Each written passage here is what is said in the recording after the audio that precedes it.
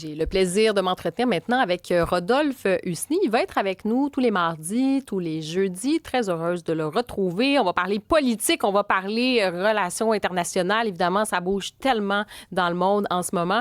Et on va revenir sur ce qui se passe au G7, sur le départ aussi précipité de Donald Trump, sur le fond de ce conflit au Moyen-Orient. Salut Rodolphe. Bonjour Karima, et moi aussi heureux de te retrouver à l'antenne et de participer à ton émission et de Super. collaborer comme ça les mardis et les jeudis. On va avoir besoin de toi. Et d'ailleurs, je veux qu'on revienne sur le G7 et notamment sur ce qui s'est passé. Bon, on a vu Donald Trump qui a quitté, pas comme la dernière fois au précédent quand il Non. était là dans son premier mandat. Il était un peu frustré. Il avait décidé que là, il n'y en avait plus rien à faire. Il était parti. Ça avait fait quand même tout un émoi. Et là, c'est autre chose. Il est parti parce que ça chauffe du côté du Moyen-Orient. Oui, tout à fait, qui est parti hier après le souper officiel des chefs d'État, des chefs de gouvernement. Donc, un petit 24 heures au Canada pour le président Trump lors de son deuxième mandat. Moi, ça m'étonne quand même un tout petit peu qu'il soit parti parce que pour être très, très franc, lorsqu'il y a ces genres de crises internationales, ben, souvent le réflexe, c'est qu'on veut parler aux autres dirigeants des autres pays, on veut échanger. Souvent même, on appelle des sommets d'urgence pour parler de sujets internationaux. Et là, ils étaient là. Ça veut dire, il y a un G7 plus. C'est un G7, je peux appeler ça plus, parce qu'il y a le Mexique, il y a l'Afrique du Sud, il y a le Brésil, il y a l'Inde, etc., L'Inde, oui. etc. Vous avez tous ces chefs d'État, ces chefs de gouvernement qui sont au même endroit et M. Trump décide de rentrer à Washington. Ce n'est pas comme s'il n'a pas tous les moyens technologiques de recevoir toute cette information. Donc, je trouve ça un tout petit peu bizarre qu'il a décidé de partir. Normalement, on profite d'être là et même d'avoir fait, par exemple, un appel avec le premier ministre israélien, avec tous les chefs du G7, par exemple. Ça aurait pu être une option qui n'a pas été, en tout cas, privilégiée par le président Trump. Puis comment tu l'expliques? C'est vraiment le tempérament de Trump. Il y avait mieux à faire. Il s'est dit, lui, en fait, ce qu'il est venu faire ici, il a fait ce qu'il avait à faire en gros. Puis c'est pour ça qu'il est parti. Là. Après ça, il s'est dit, moi, je n'ai pas besoin de m'éterniser. Là. Ben oui, mais aujourd'hui, si on regarde ce qu'il avait à l'agenda, c'était quand même important. Il devait avoir la première rencontre avec la présidente du Mexique, Claudia Sheinbaum. Il n'y a pas encore eu de face à face. Il y a Volodymyr Zelensky qui a fait le voyage spécialement pour ça. Ce n'est pas comme si la situation en Ukraine, en tout cas, n'est pas une priorité pour le gouvernement américain et ça fait pas partie de son agenda. Donc, il y a quand même des dossiers très, très importants qu'on pourrait dire qui méritaient en tout cas l'attention du président américain. Oui, et je veux qu'on revienne sur la rencontre donc avec Donald Trump et bien sûr M. Carney, notre premier ministre ici au Canada. Bon, on a comme un peu acheté du temps finalement. On se dit qu'on se donne une période d'un mois, 30 jours pour négocier. On achète du temps, mais dans les faits, il n'y a pas de deal, comme on dit, qui a été closé. Là. On n'a pas, on n'a pas réussi à s'entendre sur quelque chose pour utiliser le langage qui a dû se parler entre les deux hommes. Oui, il n'y a pas eu de deal et tu fais bien de le mentionner et je pense qu'on s'est acheté du temps. En tout cas, ils ont dit qu'il y aurait peut-être quelque chose dans les 30 jours. Mais c'est très nébuleux, Karima. Depuis le début qu'on apprend ces informations, qu'il y a des négociations, mais quel genre de négociations, de quoi on parle et ensuite on ajoute le mot économie et sécurité, mais etc. Il y a beaucoup de questions. C'est, moi, je suis un ancien du libre-échange et du commerce international. Normalement, lorsqu'il y a des négociations, on a un mandat de négociation, on a des tables de négociation, on sait qui sont les chefs négociateurs, on sait surtout c'est quoi les sujets qui sont abordés. Donc actuellement, est-ce que le Canada essaye d'avoir une exemption et comment exactement, quelle est la stratégie? On va dire que c'est très nébuleux et du gouvernement Carney qui fait, à mon avis, pas beaucoup de transparence concernant exactement, mais je comprends l'interlocuteur qu'il a en face de lui, mais quand même, un gouvernement minoritaire, je me serais attendu à un peu plus de transparence à exactement de quoi il négocie.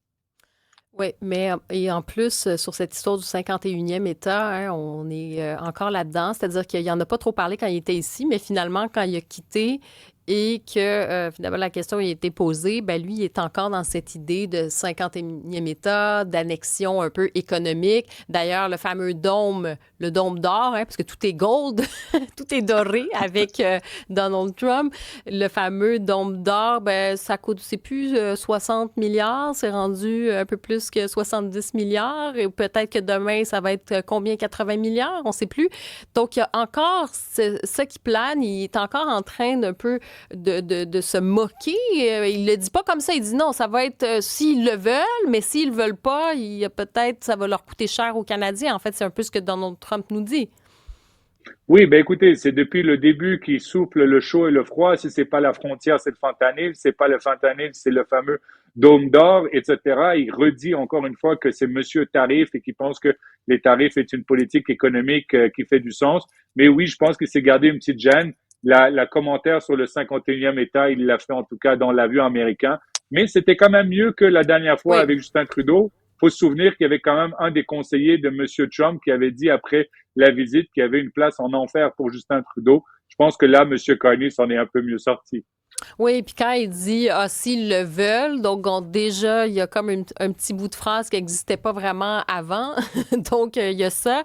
Néanmoins, quand même, quand M. Carney voulait se faire élire, rappelez-vous, hein, il y avait eu cette discussion et on avait appris, en fait, avant que l'histoire du 51e État, ça avait été mentionné. Puis pendant les élections, pendant la campagne électorale, disons que l'équipe de M. Carney n'avait pas voulu parler de ça. Je ne sais pas si tu Oui, te ou même souviens, de là. défense même de défense en général. Écoutez, là, Monsieur Carney, comme ça, d'annoncer la semaine dernière 9 milliards de dollars de plus, surtout, puis je pense qu'il faut le souligner à nos auditeurs, faire des annonces comme ça de 9 milliards de dollars sans même déposer un cadre financier, même pas une mise à jour économique. Écoute, Karima, on a élu un banquier et le banquier, il veut même pas nous présenter un budget. Donc, c'est quand même un peu paradoxal.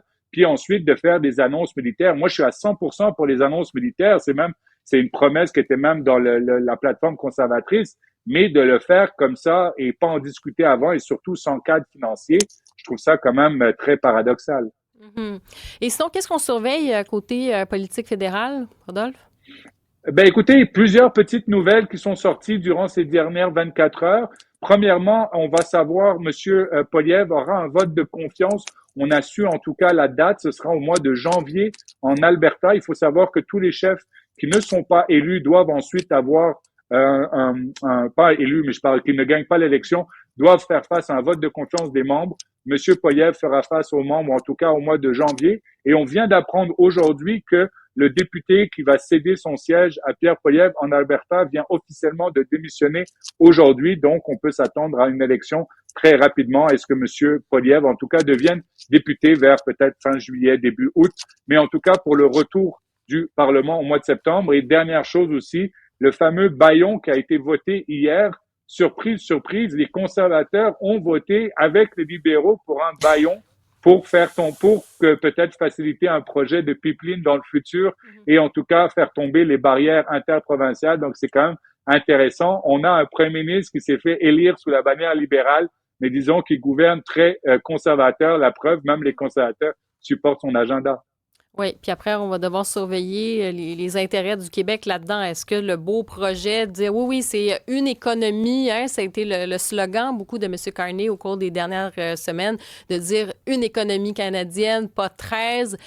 Qu'est-ce qu'il veut faire passer exactement? Est-ce qu'il va faire passer des choses justement en force? Comment le Québec va réagir? Est-ce que ça va être un petit peu contre les volontés des Québécois ou non? En tout cas, ça va être à surveiller. Et en terminant, on va revenir d'ailleurs sur ce sondage et ça va pas très, très bien pour la CAQ. C'est le sondage Palace Data. Intention de vote, Parti québécois, 31 PLQ, avec maintenant Pablo Rodriguez à sa tête, c'est 26 la CAQ à 15 Parti conservateur, 14 et QS à 12 T'en penses quoi? C'est une Ben, remontée avec écoute, Pablo Rodriguez ou est-ce que c'est juste, bon, enfin, c'est quoi ta lecture? bon, l'effet Pablo, je veux dire, on se relaxe pour l'instant. Je pense que c'est surtout l'effet quand même d'une session parlementaire qui a été catastrophique pour la CAQ au gouvernement, les mauvaises nouvelles, Maisonneuve-Rosemont, la décote, Santé Québec, j'en passe, ça clique, etc., etc., etc. Donc, je pense tout d'abord que c'est une bonne performance du Parti libéral. Je pense que depuis un an, à la fois par le travail de Marois Risky, par exemple, ou de Monsef Déragi sur sa clique, et qu'il y a un transfert de vote, en tout cas, de la CAQ vers le Parti libéral. Disons, comme je En pense fait, qu'on c'est plus revient dans... les déboires de la Oui, CAQ. Donc, oui, les oui. personnes qui sont pas souverainistes à la CAQ vont pas se tourner effectivement vers le PQ. Là. Ils vont aller se dire, bon, ben la CAQ, c'est plus notre parti. On va peut-être regarder du côté du Parti libéral. Et l'effet Pablo, comme tu dis, on verra c'est quoi l'effet Pablo. Mais, tu sais, quand tu dis le travail de Marois Risky, tout ça, puis c'est vrai qu'elle a été vraiment assez démarquée, tout ça, mais ça montrait pas dans les sondages précédents, là. Oui, mais je pense aussi que c'est vraiment l'accumulation maintenant de la CAQ, etc. Encore annoncé le troisième lien pour la je sais pas combienième fois. Je pense que ça a fait mal. En tout cas, ça fait mal à la crédibilité de la CAQ et je pense qu'on revient juste dans un axe fédéraliste, souverainiste, PQ, PLQ. Beaucoup de gens vont parquer actuellement leur vote pour le PLQ, mais les défis du PLQ, carrément, restent les mêmes. Sortir de l'île de Montréal, aller sortir, cultiver le vote francophone. Puis surtout, savoir qu'est-ce qu'ils mangent en hiver, le PLQ, parce que pour l'instant, oui, ils ont fait une course à la chefferie, mais Pablo Rodriguez, monsieur dépensier, centralisateur de Justin Trudeau, il traîne quand même pas mal de casseroles, surtout qu'on vient de parler de monsieur Carney.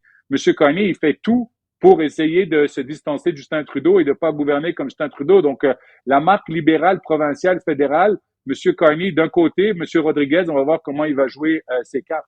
Oui, puis il y aura des questions très importantes aussi à surveiller pour le Québec, tous les enjeux, notamment en lien avec la laïcité. Eux, ils Oui, ne bougent pas, sont pas du tout en faveur sur ces questions-là. En tout cas, leur lecture de la laïcité est très différente, disons, de la CAQ et du Parti québécois. Sur la question des flux migratoires, on sait qu'effectivement, Pablo Rodriguez était associé à la politique de Justin Trudeau avec toutes les conséquences qu'on connaît aujourd'hui. Donc, ça va être passionnant. Rodolphe, on se retrouve jeudi à la même heure. Merci beaucoup. merci, Salut. merci Karina.